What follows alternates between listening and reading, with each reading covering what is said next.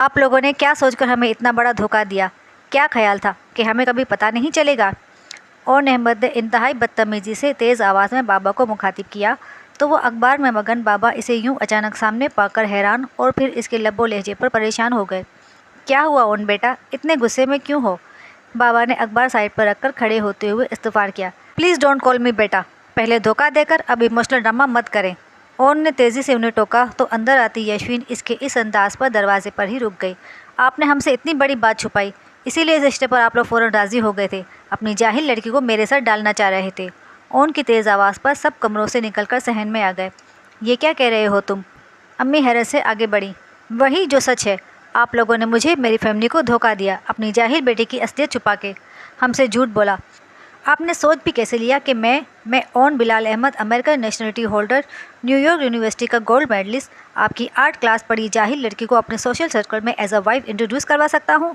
I am still shocked. कैसे मैं इस मिडिल क्लास लड़की की फ्रॉड ब्यूटी के जाल में फंस गया? वो बगैर रुके नफरत से भरी चुपती निगाहें यशवीन पर जमाए तल्खी से बोल रहा था, जो दरवाजे को थामे साख्त खड़ी थी।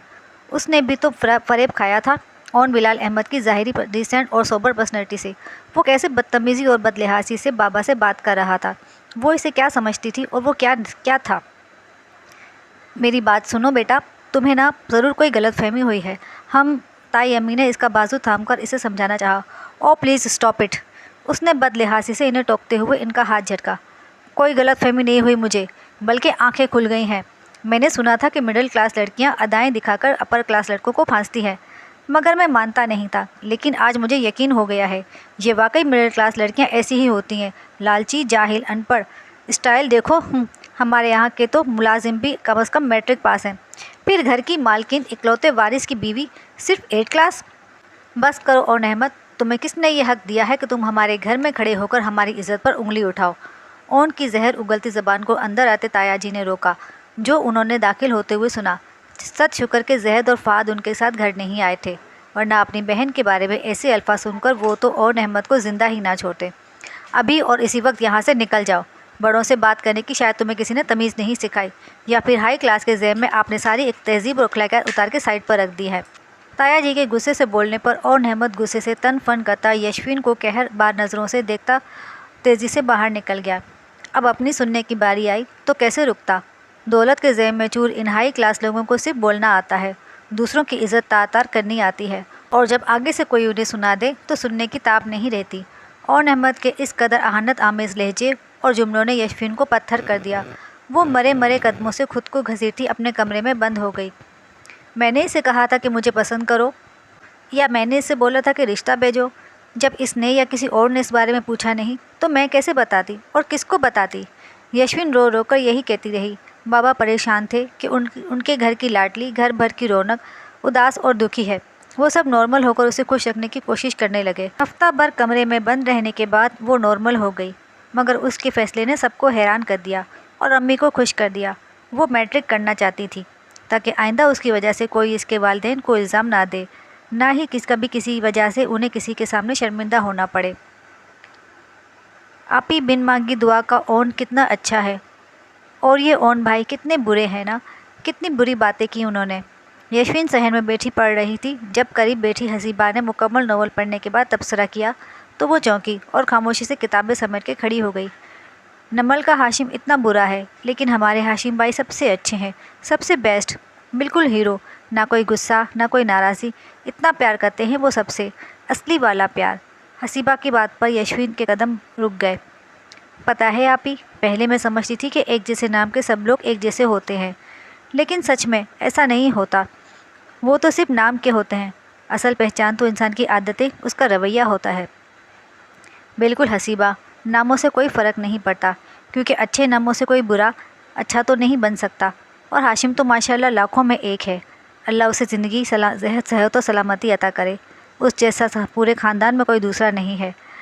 बिल्कुल हसीबा, नामों से कोई फ़र्क नहीं पड़ता, क्योंकि अच्छे नामों से कोई बुरा अच्छा तो नहीं बन सकता। और हाशिम तो माशाल्लाह लाखों में एक है।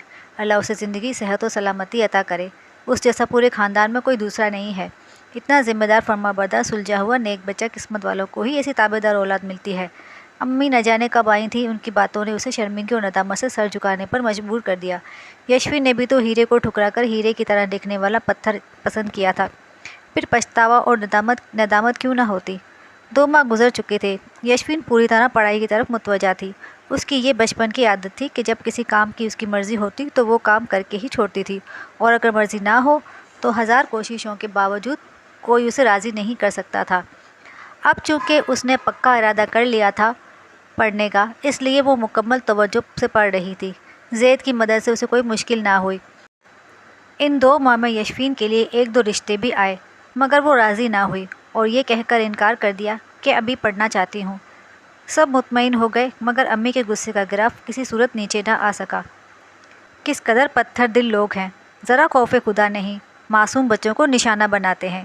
چچی نے چینل بدلتے ہوئے بریکنگ نیوز پڑھی تو غصے اور افسوس سے بڑبڑائیں۔ بچوں کے اسکول میں چند دہشت گردوں نے بچوں کو یرغمال بنا لیا تھا، لیکن آرمی کے بہادر جوانوں نے جان پر کھیل کر ان دہشت گردوں کو پکڑ لیا اور بچوں کو بحفاظت باہر نکال لائے۔ پورے واقعے کی میڈیا کوریج بار بار ٹی وی اسکرین پر چل رہی تھی۔ ناظرین، آپ کو بتاتے چلیں کہ ہماری پاک آرمی کے بہادر جوانوں نے اپنی جان کی پرواہ نہ کرتے ہوئے بچوں کی جان بچائی۔ اس آپریشن میں 1 جوان شہید اور 4 زخمی ہیں، جبکہ میجر ہاشم مصطفیٰ کی حالت تشویشناک بتائی جا رہی ہے۔ نیوز کاسٹر روانی سے بول رہی تھی، اندر آتا زید ٹھٹکا۔ میجر ہاشم؟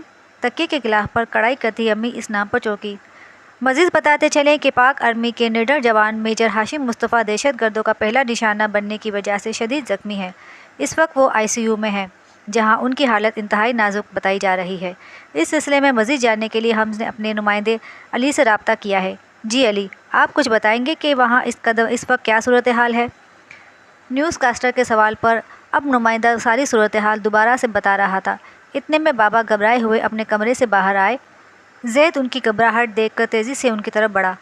زید، وہ ہاشم نادرہ کا فون آیا تھا، ہاشم ہسپتال میں ہے، بابا پریشانی سے بتا رہے تھے۔ اتنے میں تایا جی اور چاچو بھی آ گئے، وہ بھی خبریں سن کر آ رہے تھے۔ بھائی، نادرہ آپا اکیلی ہیں، ہمیں فوراً وہاں پہنچنا چاہیے، چاچو نے مشورہ دیا تو بابا نے اسپات میں سر ہلایا۔ میں بھی آپ لوگوں کے ساتھ چلوں گی۔ امی سارا کچھ سائٹ پر رکھتی اٹھ کھڑی ہوئیں۔ پھر تایا جی، بابا اور امی اسپتال جانے کے لیے نکل گئے۔ فہد بھائی بھی ساتھ تھے۔ یشوین کچن میں تھی۔ ناظرین، پاک فوج کے جوان میجر ہاشم مصطفیٰ دہشت گردوں کو ان کے مذموم عزائم میں ناکام کرتے ہوئے ان ظالموں کی گولیوں کا نشانہ بنے۔ جن بچوں کو انہوں نے اپنی جان پر کھیل کر بچایا، وہ بچے اپنے ہیرو کے لیے دعا گو ہیں۔ اللہ ہماری قوم کے ایسے بہادر نوجوانوں کو ہمیشہ سلامت رکھے، جو وطن عزیز کی خاطر اپنی جان کی بازی لگا دیتے ہیں۔ ناظرین، میجر ہاشم ابھی ICU میں ہیں۔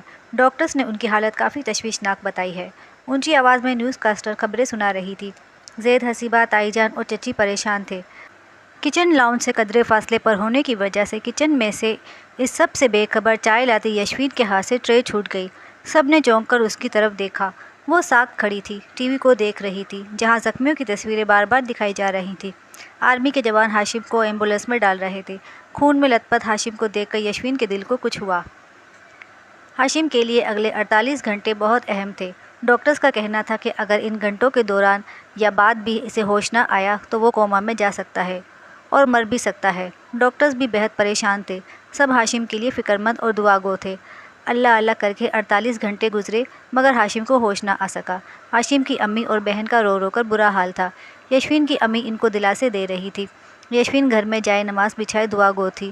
خون میں لت پت ہاشم کا وجود بار بار نظروں کے سامنے آ رہا تھا۔ اسے نہ جانے کیوں ایسا لگ رہا تھا کہ اس کی کوئی قیمتی چیز، کوئی بہت اپنا اس سے دور جا رہا ہے۔ پتہ نہیں تو مجھ سے کیوں خفا خفا لگتی ہو؟ ہاشم کی آواز دعا مانگتے ہوئے یشوین کے کانوں میں گونجی تو اس کے آنسوؤں میں شدت آ گئی۔ تیسرا دن بھی سب نے کانٹوں پر گزارا۔ پھر 72 گھنٹوں بعد جب ہاشم نے آنکھ کھولی تو پریشانی سے بھیگی آنکھیں تشکر کے جذبات سے نم ہو گئی۔ ہاشم کی امی نے فوراً سجدہ شکر ادا کیا۔ فہد نے گھر کال کر کے ہاشم کے ہوش آنے کی اطلاع دی تو یشوین کی گویا جان میں جان آئی۔ 2 روز بعد زید نے اسے ساتھ چلنے کی پیشکش کی تو اس نے حیرت سے اپنے سے 2 سال بڑے بھائی کو دیکھا، جو کہ اس کی رگ رگ سے واقف تھا، اور پچھلے دنوں کی اس کی بے چینی اور بے قراری تو سب پر ہی بہت کچھ آشکار کر چکی تھی، کیونکہ عشق اور مشق چھپائے نہیں چھپتے۔ یشوین خاموشی سے زید کے ساتھ آ گئی۔ آرمی اسپتال کے کوریڈور سے گزرتے ہوئے وہ اپنے نم ہاتھوں کو مسلسل رگڑ رہی تھی۔ پتہ نہیں اتنی گھبراہٹ کیوں ہو رہی تھی۔ ہاشم کے روم کے باہر 2-3 آدمی آفیسر کھڑے تھے۔ وہ دونوں اندر داخل ہوئے تو ہاشم آنکھیں موندے تکیے کے سہارے نیم دراز تھا۔ आहट पर चौंका और उन्हें देखकर नकाहट से मुस्कुराया। वेल डन मेजर साहब। ज़ैद हाशिम के दाएं तरफ टेबल पर बुके रखते हुए बोला। कमरे में जा बजा पड़े फूलों की खुशबू फैली हुई थी। थैंक्स, हाशिम ने मुस्कुराकर बोलते हुए एक नज़र ज़ैद के पीछे खड़ी यशफीन पर डाली। गुलाबी कपड़ों में वाइट रोज़ का बुके थामे वो बड़ी प्यारी लग रही थी। हमें फ़ख्र है अपनी बहादुर आर्मी पर, और यकीन है कि पाक आर्मी के होते हुए कोई हमारे मुल्क की तरफ मेली आंख से देख भी नहीं सकता। ज़ैद फ़ख्र से बोल रहा था। जवाबन हाशिम ने इंशाअल्लाह कहा। इतने में ज़ैद का सेल गुनगुना उठा। ज़ैद ने सेल फ़ोन कान से लगा लिया। यशफीन चौंकी कि ज़ैद की रिंगटोन कैसे बदली। उसने तो काफ़ी अरसे से एक ही ट्यून सेट की हुई थी, कभी नहीं बदलता। फिर अब हेलो, आवाज़ नहीं आ रही। हेलो, शायद यहाँ सिग्नल प्रॉब्लम है, मैं कॉल बैक करता हूँ। ज़ैद ने बोलते हुए कॉल काट दी। एक्सक्यूज़ मी, मैं ज़रा एक कॉल कर लूँ। ज़ैद बोलता हुआ बाहर की तरफ बढ़ा तो यशफीन खामोशी से बेड के दाएं तरफ रखी वाहिद कुर्सी पर बैठ गई। आज आपकी तबीयत ठीक लग रही है। कमरे की दबीज खामोशी को बालाकर यशफीन ने खुद ही तोड़ा। हाशिम तो खामोशी से नीम दराज उसे देख रहा था। उनके देखने से चेहरे पे जो आ जाती है रौनक, वो समझते हैं कि बीमार का हाल अच्छा है। जवाबन हाशिम ने शायराना जवाब दिया तो वो सटपटा गई। वीडियो पसंद आए तो वीडियो को लाइक करें और कमेंट करके हमें बताएं कि आपको हमारी वीडियो कैसी लगी, और चैनल पर नए हैं तो हमारे चैनल को सब्सक्राइब करें। Thanks for watching.